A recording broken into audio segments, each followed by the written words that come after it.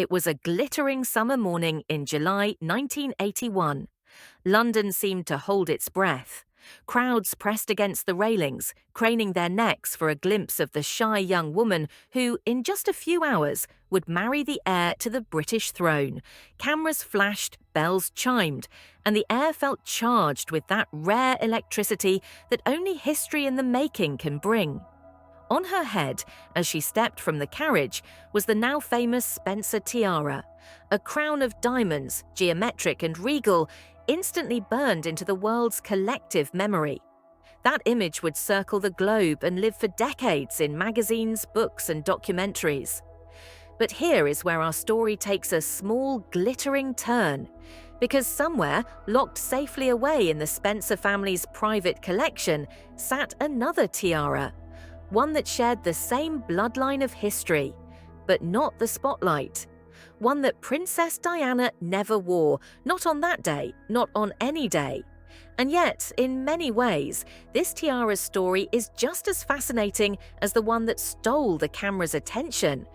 This other Spencer tiara was no lesser cousin.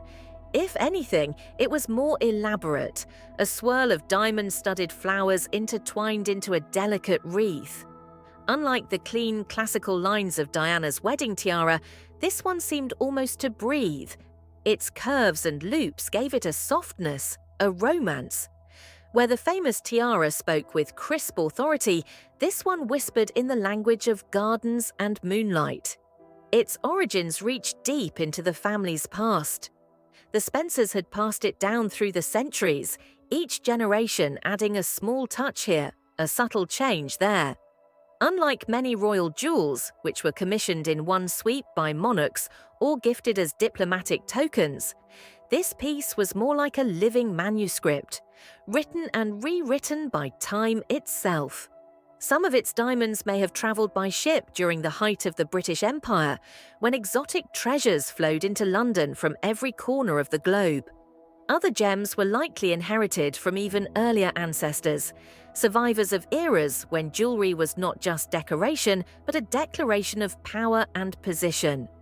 One portrait shows Lady Cynthia Hamilton, later Countess Spencer, wearing the piece in 1919, painted with the luminous style of John Singer Sargent.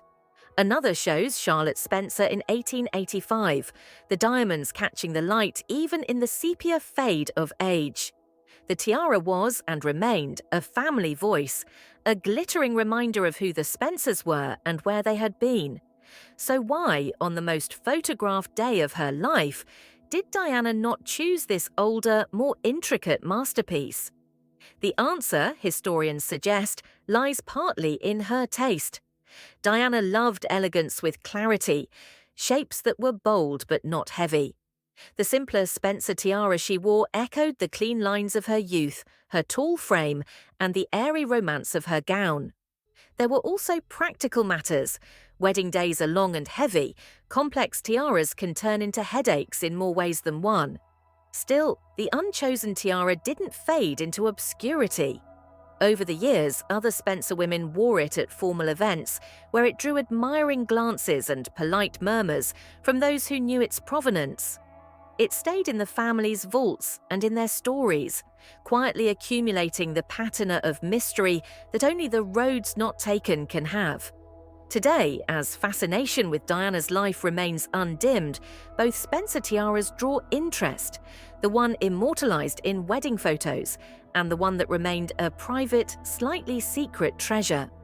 Both are symbols not only of beauty and craftsmanship, but of continuity, the thread that runs from ancestors to descendants, binding the past to the present in gold and diamonds. Imagine opening a velvet-lined case that has been locked for decades. The hinges creak, the faint scent of cedar and thyme escapes, and there it is, the Spencer tiara that almost met the cameras of the world. Up close, it is a marvel of human skill. Each petal, each curling vine wrought in precious metal, paved with diamonds that catch the light like drops of frozen water. But jewelry, no matter how dazzling, is never just metal and stone. It carries the fingerprints of its wearers, not physically, but in the form of history. This tiara had seen country balls at Althorpe House, the family's ancestral seat. It had sat lightly atop the hair of debutantes making their first curtsy to the Queen. It had perhaps been worn during wartime gatherings, where glamour was a reminder that beauty could survive even in dark times. Its design was not static. Family records hint that in the late 19th century, a section was added, perhaps to mark a marriage alliance, perhaps to celebrate an inheritance. In those days, jewelry was more fluid than we imagine today. Settings could be altered, stones moved from a necklace to a tiara, then later to a brooch. It was the family's treasure chest, rearranged to suit the moment. Some historians speculate that a portion of the diamonds came from earlier Spencer heirlooms dating back to the Georgian period. Others suspect that the family's naval connections during the empire's peak brought in exotic stones from India or South Africa, which were then reset by British jewelers into the floral masterpiece we see now. And yet, when 1981 arrived, the tiara stayed behind. Perhaps Diana, at 20 years old, saw it as too heavy, too ornate for her wedding day. The other Spencer tiara, simpler, cleaner, had been worn by her sisters at their own weddings, giving it a sentimental connection that the more elaborate piece lacked. It was, in a way, the wedding tiara of the family's modern generation, and Diana may have wanted to keep that tradition alive. The unchosen tiara returned to its quiet life, coming out only for special occasions. At formal banquets, it adorned the heads of Spencer women whose names rarely made the headlines, though they moved easily among the ranks of Britain's aristocracy. Those who recognized it would whisper its lineage, a conversation that linked ballroom to ballroom, generation to generation. What makes this tiara so captivating is not just its craftsmanship, but its role as a witness. It has observed the evolution of fashion, from the towering Edwardian coiffures to the sleek bobs of the 1920s to the structured elegance of post-war Britain. It has seen centuries of family fortunes rise, falter, and rise again. It has remained a survivor, untouched by auctions, untouched by scandal, preserved by a family that understood that some treasures are too deeply woven into their story to be parted with. Today, when researchers pore over portraits and archive photographs, this tiara becomes a clue. Its floral motifs reveal the Victorian love for natural forms in jewelry. The diamond cuts, some older, cushion-like in shape, others sharper and more modern, tell of different eras of gem-cutting technology. Its very structure, slightly asymmetrical if one looks closely, suggests the handwork of artisans rather than the perfection of modern machines. It is, in essence, a time capsule in diamonds, one that the public has never quite been allowed to claim, but can glimpse through the lens of history. In the decades since Diana's wedding, the world's fascination with the British royal family has only grown. And with it, a hunger for every detail, every untold story. Television documentaries, coffee table books, and online forums dissect the meaning of a brooch worn at a state banquet, or the choice of earrings for a diplomatic reception.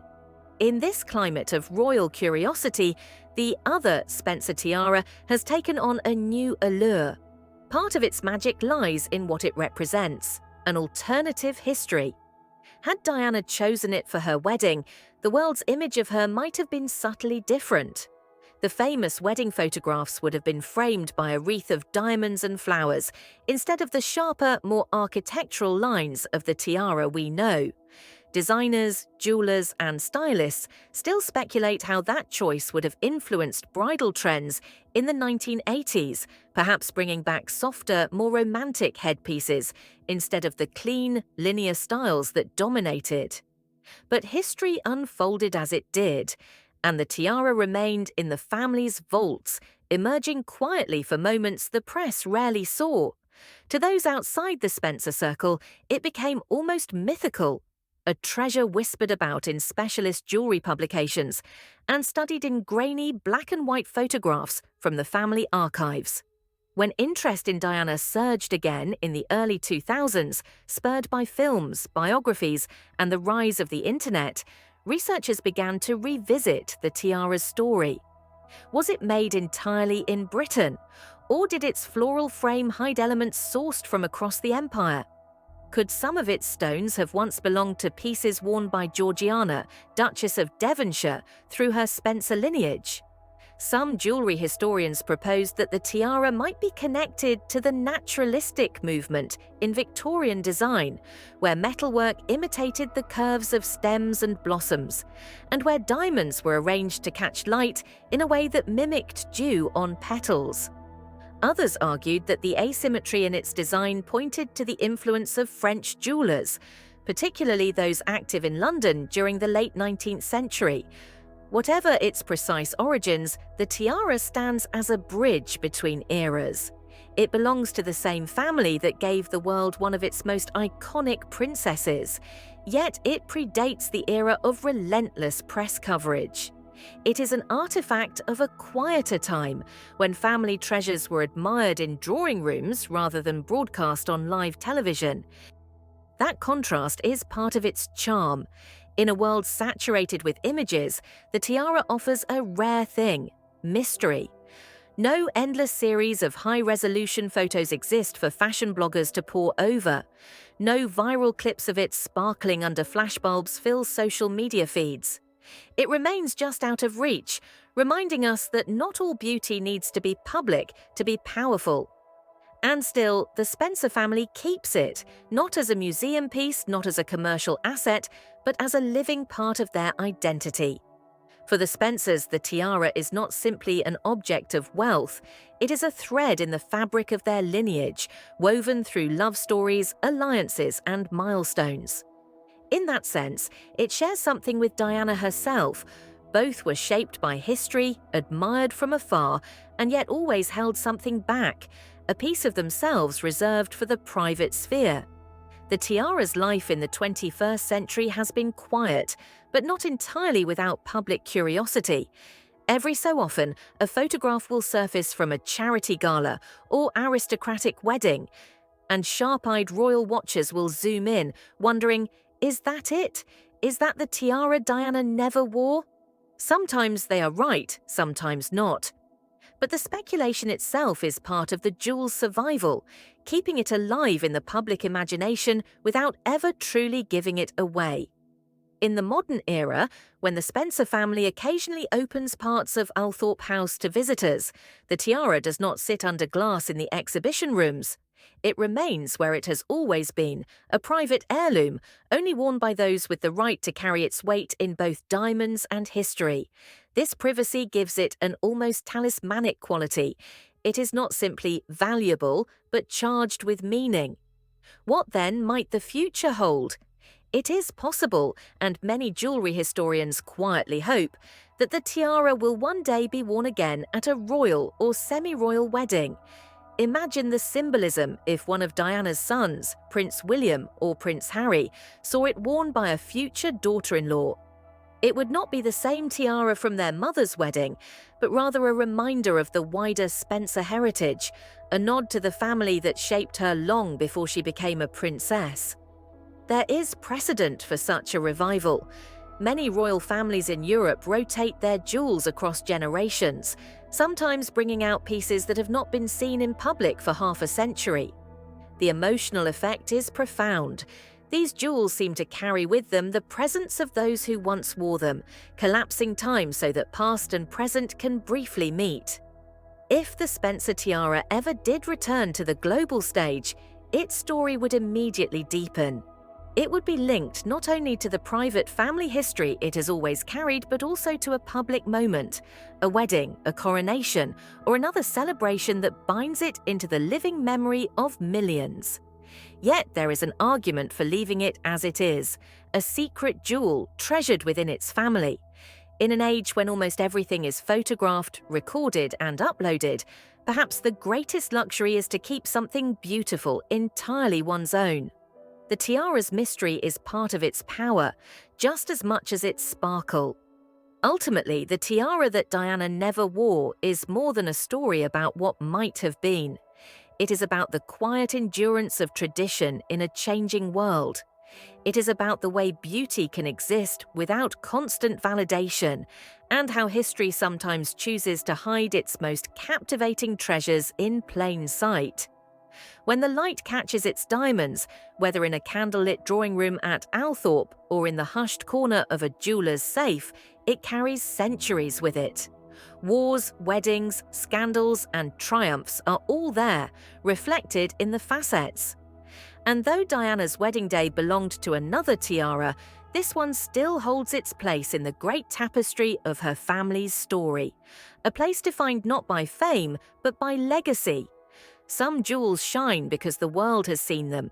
Others shine because the world still waits.